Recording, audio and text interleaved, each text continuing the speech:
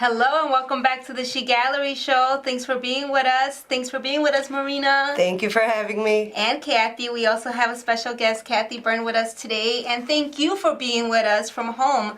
Please remember that you are welcome to join us throughout the segment and call us directly at 312-738-1060. That number will appear on the screen throughout the segment. And please remember that you can always contact us on our website, sharinghisenergygallery.net. You can email us and you can call us. If there's a story you ever want to share or just want to get more information a little bit about who we are and what we do, please always feel free to contact us. And we are going to kick off this show as we continue to reflect on the amazing show that we had over the weekend, last weekend actually, when we had our first performance art fundraiser at the National Museum of Mexican Art. There we had Souls Rise, and all of July we have been here with you introducing various artists from this performance art exhibition, performance art show.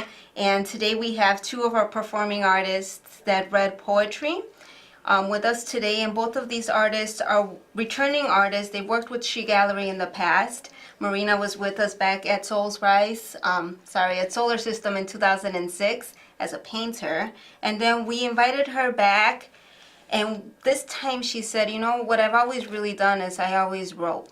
Yes. So you've been a writer all of your life. Pretty much, yeah. And she had the chance to share one of her very unique and special poems with us at Souls Rise, and she's going to share that with you today.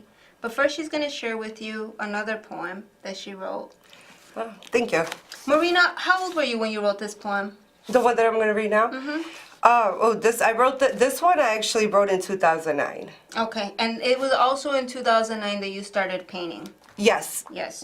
And you're also a published author, and you've been doing this all of your life, and you really enjoy painting. Yeah, I've been doing the poetry and the writing my whole life, and then in 2009 I kind of wanted to put it all together, and I wanted the stuff that I put together to be unique and have paintings, so I just gave it a shot, and I found I really like it. And you did this completely on your own. You didn't say, this is what I love about this, you didn't say, I want to learn how to paint, I'm going to take a painting class. No, you said, I want to learn how to paint, I'm going to go to the store and buy some paint. Well, I just wanted to see if I could do it, yeah, and I found I really enjoyed it, yeah. You did, and it's beautiful. So Thank you. We're just going to share one of her poems. I'm going to zoom out a little bit here. I'm sorry, one of her paintings. And this is one of your paintings. And can you talk to us a little bit about this painting? Yeah, sure. It's the title of it is Heart Battle. And it just for me when I painted it, what it is it's like a soldier fighting a battle of the heart. So that's his only weapon that he's got to win whatever war he's got going on. It's just like with the heart. That's beautiful. Thank you. And more beautiful is that you were painting your paintings inspired by your own writings. And I think that's a really great way to really get to know yourself through your own arts, because I feel like when you're writing or when you're doing any kind of art form, you know, you spend so much time with yourself. It is. It's like self-reflection. You get to know yourself. And then what I wanted to do is I wanted to connect with other people, so I wanted to put it out there so that maybe I could inspire someone else to maybe do some soul searching. And once you kind of do soul searching and you connect with yourself, you start connecting with other people as well. At least that's my belief. I don't know. That's beautiful. Thank you. Now let's hear this. Are you ready to share your piece? Yes. Okay. Okay. Excuse me. Untitled. So heartless this world, its wars and hate, its greed eats the babies, its time makes us always late. So full of hurt, overflowing with hunger and pain, drowning its citizens in tears, people grabbing for innate fame.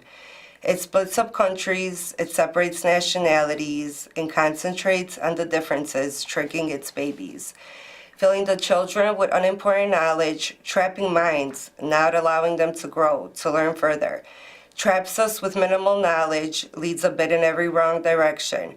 Blinds us to the point where we no longer have ourselves. It steals our souls with its promises, in which no comfort or joy is actually found, slowly heading down the path of misery. This world which feeds on babies, this cold world which forgot to love, forgot to share, this world where everybody wants to rule. This world is bringing itself to its own demise. Worst of all, the love of life is so little. Nobody even cares of the end anymore. Nobody cares to try and open up their eyes. No strength in those tired, tricked babies remains for a final battle.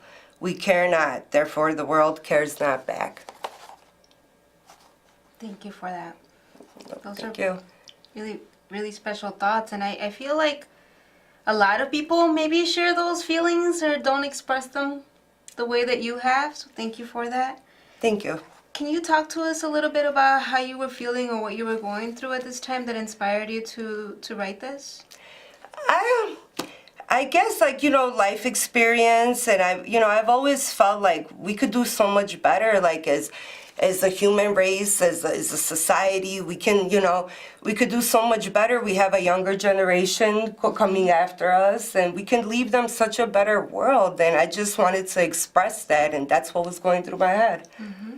And Marina, you were actually born in Chupria, Yes. Former Yugoslavia. Yes. And then you came here when you were, was it 8 years old? 8, yeah. You were 8 years old. That's correct. Yeah, and what was it like for you? Because you were older, you weren't that young. What was it like to come from such a small hometown to come to this big, huge city? And has that influenced any of your pieces? It was really exciting, actually. It was exciting. It took some adjusting, just because it was a small town where everybody knows everybody, and yeah, but no, I really found that I like it here. That's why I stay here, and it's a big city. Lots of life. I like it a lot. I don't know if just being here inspired. It's just life. Just I've traveled a lot. I've been a lot of places. I talked to a lot of people. Pretty social, and just exchanging thoughts and opinions. Like, I've come to think like that. I don't know. And what inspired you to actually say, you know what, I'm not just gonna love this for myself, I'm gonna go and share this and I'm gonna publish? What was that like for you? How did that feel? Honestly, I just felt like it might actually help somebody else. If at the least I can maybe help somebody feel a little bit less alone in the world. Like, there's we all feel, because I don't just write about stuff like this. I write about love. I write about just different topics, just anything that comes to mind. Mm-hmm. And I felt like maybe somebody could connect and feel a little bit less alone, feel understood, maybe get to thinking, maybe find that they can contribute something to the world to make it a better place too, Because we have something we can contribute, all of us, We just have to kind of do some soul searching. And talk. A lot of talking, yeah. Right? Everybody's just on social media and thinking that they figured somebody out by a link or something, when we don't take the time to hey, Connect, how are you? Yeah. How have you been? Where do you come from? What do you do? And that's one of the really cool things that we get to do in this show. Thank you, Can TV.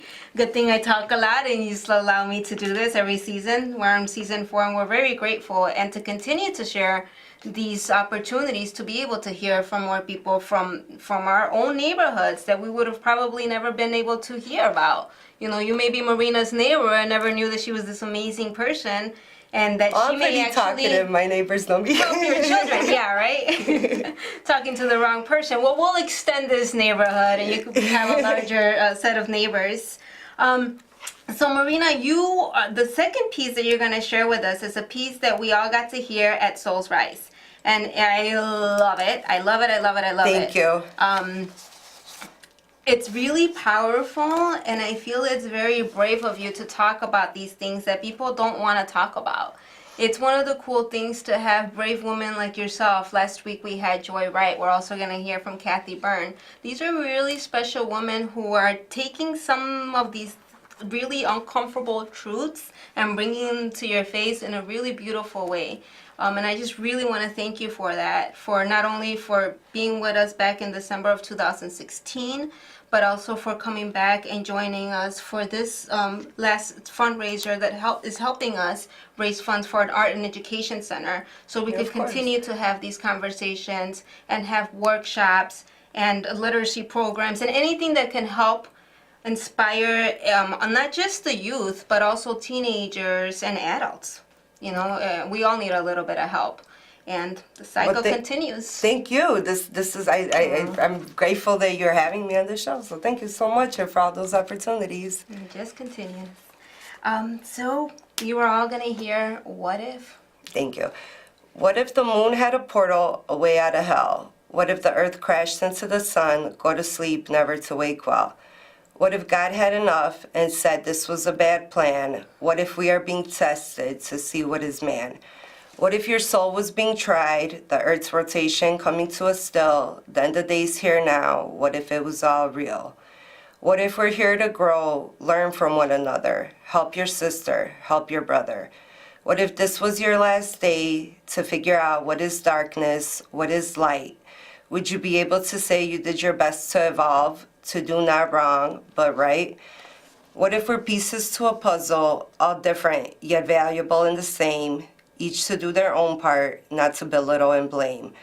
What if it is all a curse? Would we be able to break free, have hearts big enough to feel, have eyes open enough to see? What if God is a merging, uniting factor, not one meant to divide, showing each a unique way to life, not to spread hate, not as something from which to hide? What if love was the cure, money, hate, power, poisons for the soul? Would we live or die if it was none or all? Thank you. Thank you, Marina. Thank you so much for that. It's really special. Thank you. I really, really appreciate it. Thank you all for being with us. And now we're going to hear from Cathy Byrne. And please remember that you are also with us live. And you can always reach out to us. You can always contact us and visit our website at sharinghisenergygallery.net. You can also email us at sharinghisenergygallery@gmail.com, and you can always call us at 312-622-2837. If there's any information you'd like to hear about She Gallery, or you just want to get involved, or you have a story to share, please do not hesitate to contact us. Because our neighbors are as large as we need them to be, right? And that could be the entire world. Thank you for being with us, Cathy. Thank you for having me, Dulce. And Cathy is also coming back with us. Cathy was just with us earlier this year when we had our event at Mujeres Latinas en Acción in honor of, or in recognition, I should say, of Sexual Assault Awareness Month, which is in April. A lot of people don't know that. So if you hear Sam, that's what we're talking about. Sexual Assault Awareness Month, April, every year. Every day it should be.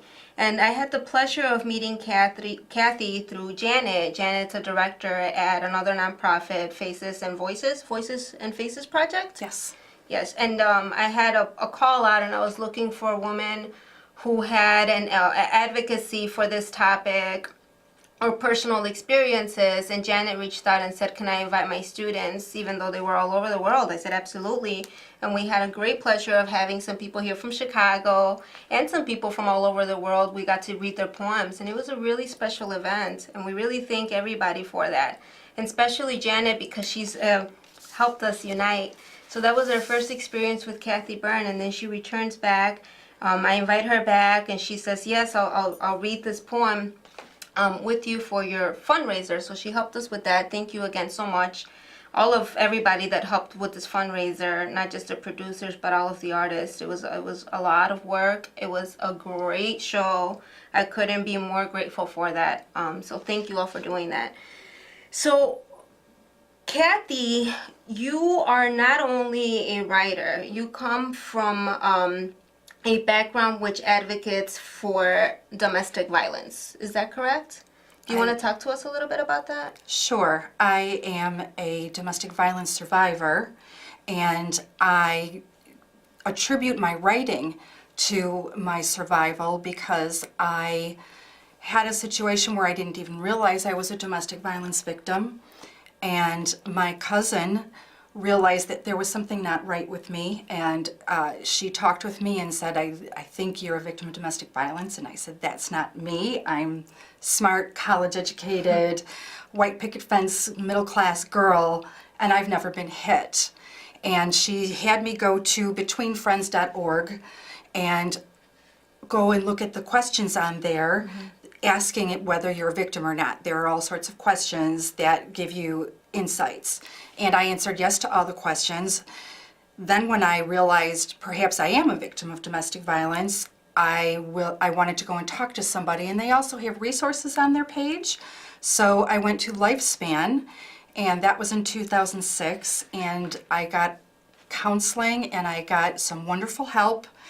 And one of the tools they gave me was to write.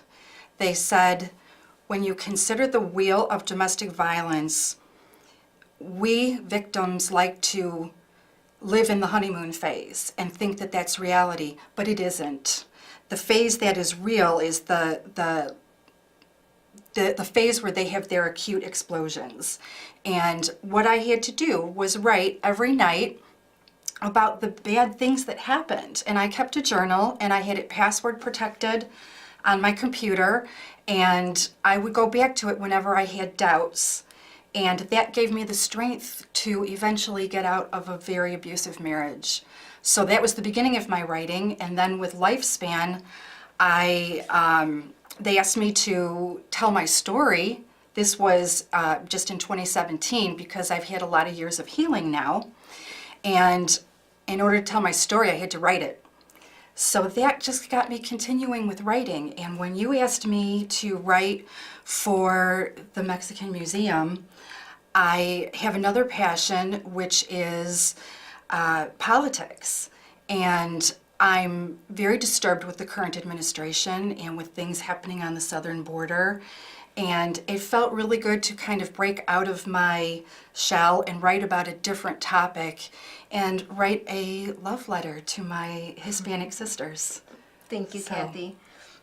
I just want to go back a little bit to the healing and how you found yourself, or how you found yourself in this situation. Some people may think, how could she not know she was not, she was in this situation. Sometimes we don't. Sometimes when you're so clouded, you can't even see what's right in front of your face. And sometimes you write it down and you go back and there can't be a cloud between you and yourself. This is what you wrote. This was where your heart was at. You cannot say that person made that up. That's the true you. And it's really important to write. For me, it's also helped. I find writing to be a time capsule. I've kept the journal since I was in the 4th grade. And it is really nice to go back and be able to reflect and see how much you've grown. And be ashamed of how bigger your vocabulary was when you were younger sometimes. But you really, really get to experience that and really help yourself grow. And sometimes you learn a lot from the kid that you were when you were younger. So one of the really cool things that Cathy shared with me was the way that she did this was she would write the good, the bad, and the ugly. So when it was oh so good, she could go back and remember it's not really oh so good, because the reality is it's also oh so bad. And what outweighs the most? You have to matter first. You have to matter most. And we talk about healthy boundaries. Last week we had Joy Wright, and she talked to us about the healthy boundaries that she had to create between her and her mother. Here we're talking about relationships where it may be able to say, it may sound easy to say, oh, forget it, just leave him. But you get this love that you just can't. How do you abandon your mother?